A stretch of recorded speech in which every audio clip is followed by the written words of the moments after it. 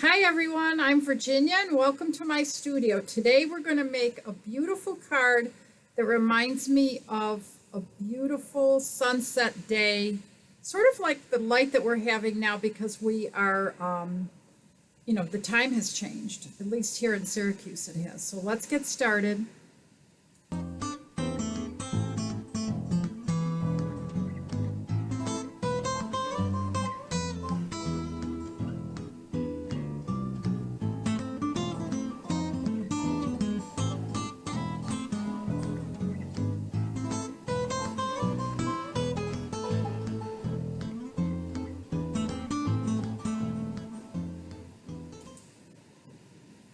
So I love this card. I think it's so pretty with the watercolor look. We are going to be using watercolor paper and making this pretty ribbon. It's a little bit involved, but well worth it. I'm going to zoom out so you can see my Messy Bessie workstation. This is how my workstation looks most days, and my hands are always really inky. That means I'm having a fun day. So to do this card, we're going to work on a piece of watercolor paper and we're going to do some smushing. We'll probably also have to use the heat gun, which is not always fun for you to listen to, but it helps dry out the card. I've already gone ahead and secured an 4 1/4 by 5 1/2 piece of early espresso to my cardstock, very vanilla. And now I have my watercolor cardstock to work on. And we're going to make quite a mess. We're going to start out with a black today. And we are going to put color on it and just sort of play with it. What I have done is I have taken re-inkers. See these two re-inkers? And I put little bits of it in the inside of both of these stamp pads because I want to be able to pick up color. And I am going to take out my watercolor pen and just pick up some color, but first I'm just going to put some color on my paper just to sort of block it in and get it nice and wet. I'm mostly concentrating on the center section, and then I'm going to start adding some color directly to my block. I'm not too worried about how good a job I do or how much I like it because it's going to get moved around anyways. The whole idea is to sort of cover our block in color, and then we can always add more color in there. Now this means that you're not going to get the same design twice. It may be very different than the last time, but because this is wet, some of this will bleed and move around, and I like to sort of run my block across, sort of smushing and gushing the colors in place. You don't want to overwork it at this point. You want to leave little blops of color, and remember that this color will dry a lot lighter. So I'm going to go ahead and put a little bit more on here again, just sort of smushing it around and getting sort of a sunny day kind of effect.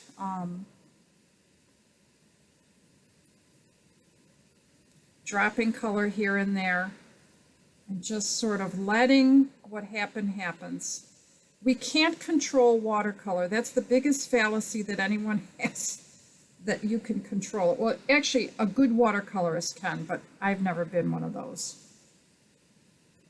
And I'm kind of happy with this. It's not perfect, but we're going to dry it and then probably put a little bit more color that's already on here back on there. I'll show you. We'll use the last little bits that are here. And I'm going to go ahead and close that one and bring in my heat gun because I want it to dry.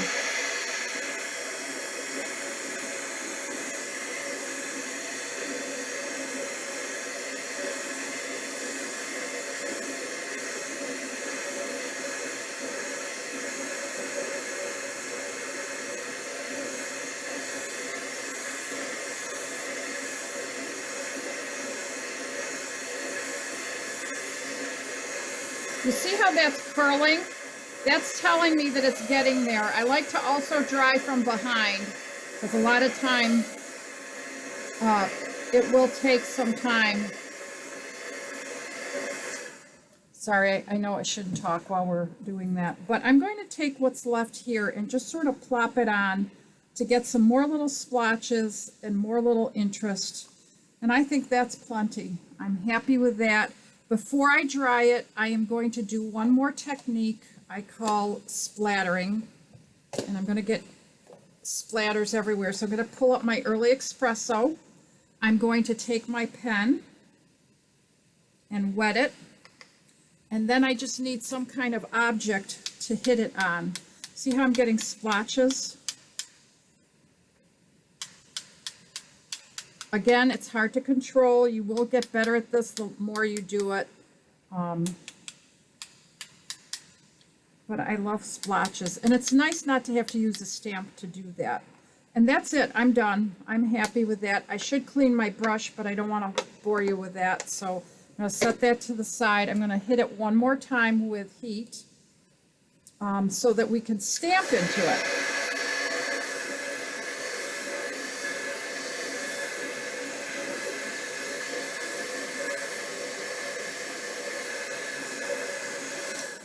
My friend that was a watercolorist, Marilyn, always told me that if it's cool to the touch, it's not quite dry.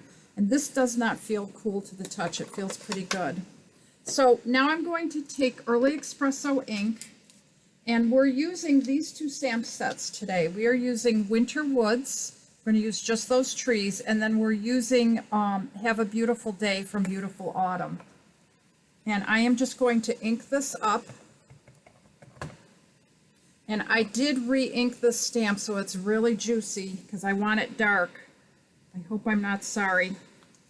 Ooh, that's beautiful. And then I stamp my second set there. And I think I'm going to leave it like that. I'm not going to worry about the fact that that didn't fill in. I can do some things with my sentiment to take care of that. And I do need a strip for that.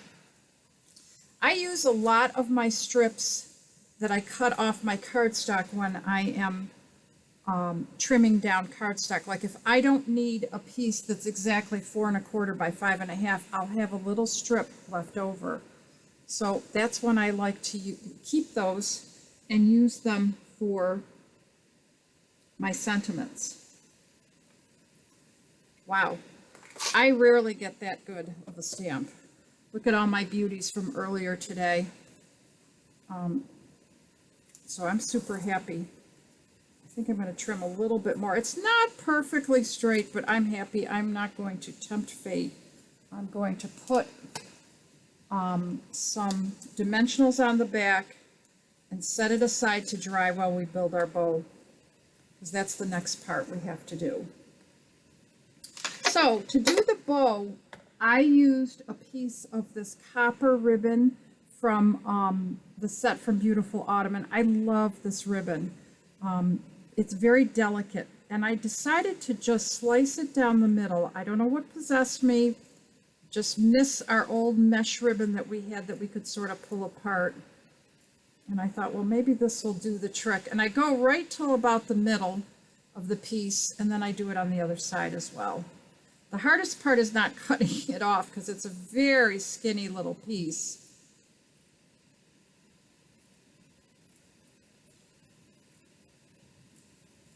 Okay, so now I'm happy.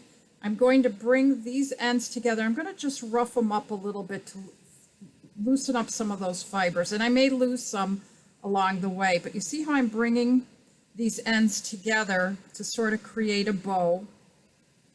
And then I'm going to use this to tie it off. And I'm going to make it big enough so I can make a bow at the same time. A lot easier said than done. Just holding it in place is tricky. Now I had a little piece that came out. I'm just going to put it back in there and try to knot it up again. I think I'm going to cut this just to make it easier. And I'm working with something. And then I'm going to go ahead and make my bow. So now I have both copper ribbon and twine ribbon bow together. And now all I need to do is wrap it around my cardstock. And this time I am wrapping it around 3 or 4 times. That's 2. I'm going to come back around one more time. Twine is cheap, so I don't usually worry too much if I use too much. But I'm going to tie my first knot, and then I'm going to put the little copper trinket on there. And tie that in. Okay? If for some reason it starts to come loose, this is a trick I always use. I just keep moving the ribbon back and forth and around, and it just tightens right up. So I'm going to use one of these little Acorn trinkets. I think they're so lovely. Oh, those are not Acorn trinkets. Those are ladybugs from a new stamp set we're going to have pretty soon. Can't wait to show you that one. One of the fun parts about being a demonstrator is all the stuff we get to see ahead of you guys. We get to play and have fun with it. It's really nice. So I'm going to knot that off. And I'm going to trim that shortly. I think I'm going to bring this one down a little bit and this one up, because I want that to hang down where I put my bow. And then I'm just going to place my bow right there. I can trim everything up as I'm working, but I will need a glue dot to finish that up. And I say that, and I don't see my glue dots, which drive me crazy when I lose them. But I found one. I always have extra glue dots laying around. Glue dots are awesome. So I'm going to put one right here and put my bow right on top of it. And at this point, I can trim things that I think are too long. I kind of like that messy, splotchy kind of look. Look at how pretty. Doesn't that remind you of the beautiful color at sunset we're getting right now? And then the only thing that's left to do is decide where this should go. I don't know if you noticed on this card, I put that a little askew. It could go straight, but I love something about it being askew, so I'm going to go ahead and do that with this one. This card went together much faster. It is collage-like, but it is also technique-like. So I'm going to askew it a little bit. Okay, and I am going to use my bone folder to make sure it's stuck down good.